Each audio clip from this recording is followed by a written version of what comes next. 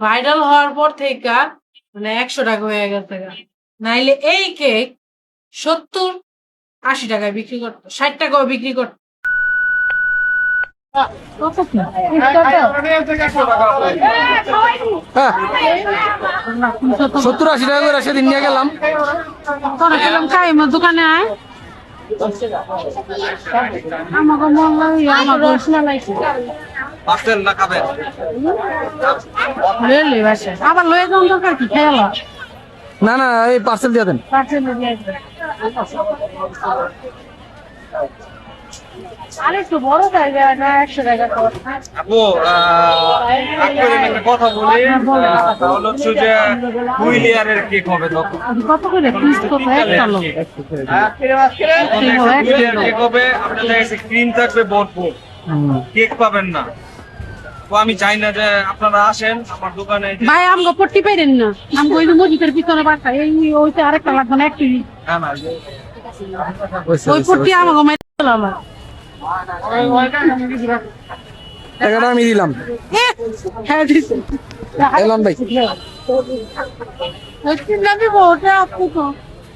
আচ্ছা এটা বাসায় গিয়ে খাইয়া রিভিউ দিয়া বলবো রে কেমন রাস্তায় তো।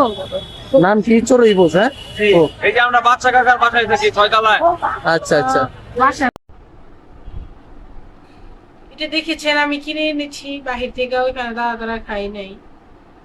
১০০ টাকা হিসেবে এরা মানে আমার কাছে মনে হইতেছে এটা অনেক ছোট পিস, আর একটু বড় পিস দেওয়া দরকার ছিল। ভাইরাল হওয়ার পর থেকে মানে ১০০ টাকা হয়ে গেছে গা। নাইলে এই কেক ৭০-৮০ টাকায় বিক্রি করতো, ৬০ টাকাও বিক্রি করতো। আচ্ছা এটা হইলো বাটার স্কচ। হ্যাঁ দেখি খাই এটা কেমন টেস্ট, কি মজা লাগে।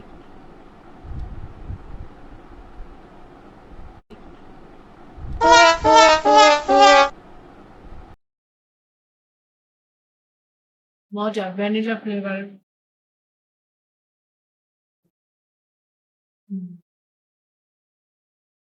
খারাপ না, মজাই।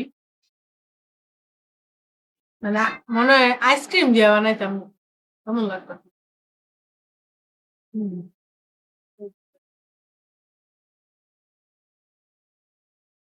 কিন্তু যেমন এক্সপেক্ট করছি তেমন মোটামুটি, এত আবার মজা না, কিন্তু ভালো তারপর।